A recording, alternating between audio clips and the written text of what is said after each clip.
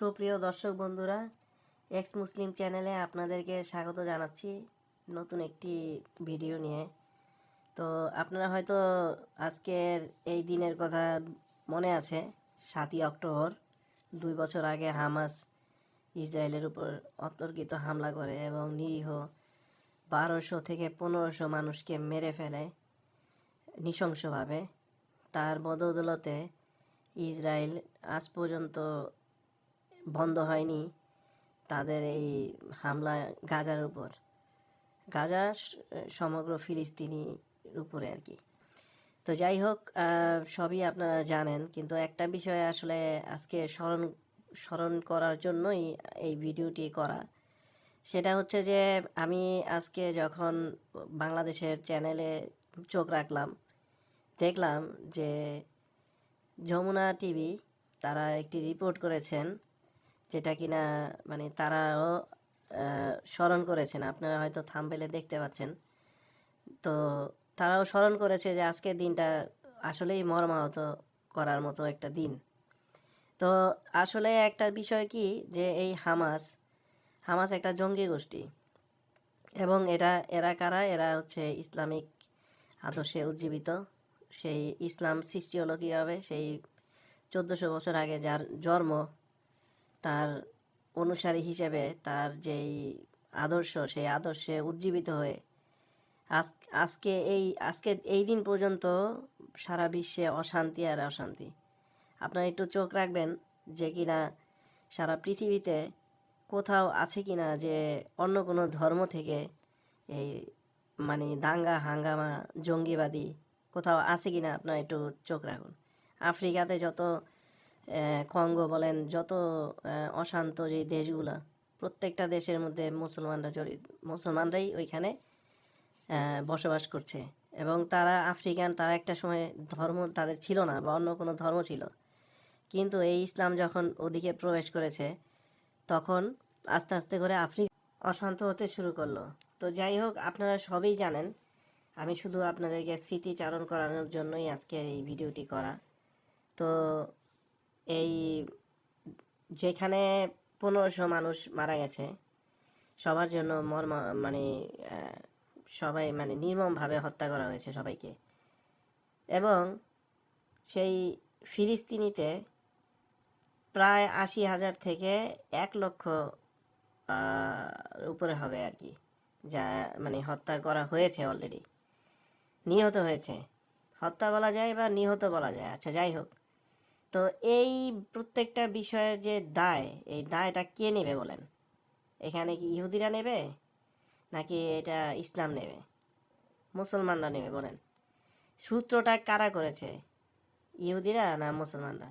আজকে ইহুদিরা কেন এত অগ্রগতি সারা বিশ্বে মানে উঁচু পর্যায়ে চলে গেছে তারা? এবং মুসলমানদের আজকে অবস্থানটা দেখুন আপনারা, মুসলমানদের অবস্থানটা কোথায়? যেখানে মুসলমানরা বলে যাচ্ছে যে এই হাদিস কোরআন পড়লেই নাকি সব কিছু পাওয়া যায়, সব কিছু হয়ে যায়, বিজ্ঞান সব কিছুর সূত্র ওই কোরআনের মধ্যেই আছে। এবং নবী রাসূলের ওই ওনাদের যেই মানে জীবনী, সেই জীবনীকে ফলো করলেই নাকি অনেক বৈজ্ঞানিক ব্যাখ্যা পাওয়া যায়। তো যদি এটাই হয়, যেটাই হতো, তাহলে আজকে মুসলমানরা কেন এত পিছিয়ে আছে? মুসলমানরা তো জঙ্গিবাদী, হত্যা, লুণ্ঠন, এগুলো ছাড়া তো আসলে কিছুই বোঝে না। আপনারা একটা জিনিস খেয়াল করেন, এই মুসলমানদের একটাই কথা, সেটা হচ্ছে যে এই জগৎ তাদের কোনো জগৎ না, পরজগৎটা হচ্ছে কই? জান্নাত। এবং এই জান্নাত জান্নাত করে যে মরছে, এবং যত পাপ করুক তাতে কোনো সমস্যা নাই, শুধুমাত্র কাফের ইহুদি নাসারাদেরকে হত্যা করলেই জান্নাত পাওয়া যায়, সহজ হিসাব।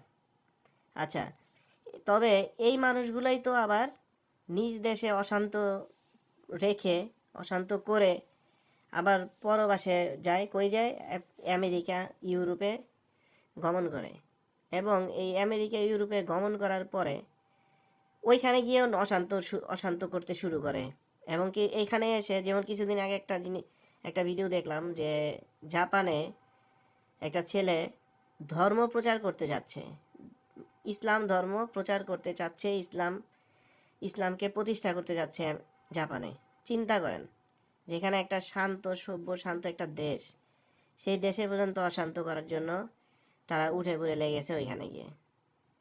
এইভাবে যদি চলতে থাকে এই পৃথিবীর, আপনার আমার সকলের যে পরবর্তী জেনারেশন, সেই জেনারেশনদের অবস্থা কী হতে পারে বলেন তো, একটু ভাবুন।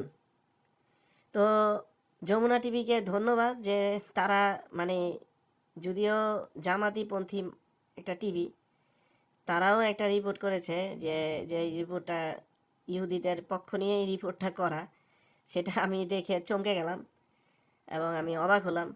তো আর আর আসলে ঘটনা হচ্ছে যে সব কিছুই মানে ঠিক আছে, ইসরায়েলের ফিলিস্তিনিদের অনেক সাধারণ নিরীহ মানুষ হত্যা হচ্ছে, নিহত হচ্ছে। তো এটা খুবই দুঃখজনক, খুবই উদ্বেগজনক। কিন্তু দিন শেষে যে নাটকীয়তা, এই নাটকীয়তার জন্য ওই দুঃখটা আসলে দুঃখ পরিণত হয় না, সেটা আনন্দে পরিণত হয়। এই হত্যাগুলাকে মনে হচ্ছে যে আনন্দে পরিণত হচ্ছে। এই যে এই নাটকগুলা বলতে গেলে দেখতে পেয়েছেন যে কিছুদিন আগে সেই নৌবহর নিয়ে এই গাজার উদ্দেশ্যে রওনা দিয়েছে। ওই যে একটা গান আছে যে গাজার নৌকা পাহাড় তলি যায়। তো গাজার নৌকা ওই পাহাড়তলি মানে যাই হোক। তো এখন সেইটাও একটা নাটক, যে কিনা সে নিজেই, ওই যে আলোকচিত্রকার, ওনার নামটা আমার খেয়াল নাই, সে নিজেই ইসরায়েল ইহুদিদের একজন এজেন্ট, হ্যাঁ, প্রতিনিধি হিসেবেই আছে। সে আবার ওইখানে ইসরায়েলের বিরুদ্ধেই আবার ওইখানে যাচ্ছে গাজাতে, যে কিনা সে আন্দোলন করতেছে। এই যে নাটকগুলো, এই নাটকগুলোর কি কারণেই এই যে সাধারণ নিরীহ মানুষগুলো যে মারা যাচ্ছে, এটা মুসলমান তথা সমগ্র ইসলামিক কান্ট্রিগুলোর কোনো মাথা ব্যথা নেই, কোনো চিন্তা নাই, বুঝতে পেরেছেন? এবং তারা যেটা বিশ্বাস করে যে এই মানুষগুলো যে মারা গেল এরা জান্নাতবাসী হবে। আচ্ছা, একটা প্রশ্ন হচ্ছে যে জান্নাতে কি কেউ গিয়ে ঘুরে এসেছিল, যে দেখেছে? স্বয়ং নবী, সে কি দেখেছে? সে তো বলতে পারবে না, সে তো দেখে নাই। এই জান্নাত জান্নাত বলে তার যে টিম ছিল, সৈন্যবাহিনী ছিল, তাদেরকে উজ্জীবিত করা হতো যাতে তোমরা মানে অতর্কিত হামলা করতে থাকো, তাহলে তোমরা মৃত্যু ভয় করো না। এই মৃত্যু ভয়কে দূর করার জন্যই তাদেরকে এইভাবে মোটিভেট করা হতো, আর কিচ্ছু না। তো যাই হোক, ভালো থাকবেন। আশা করি আমার ভিডিওটি ভালো লেগেছে। ধন্যবাদ শোনার জন্য। বাই।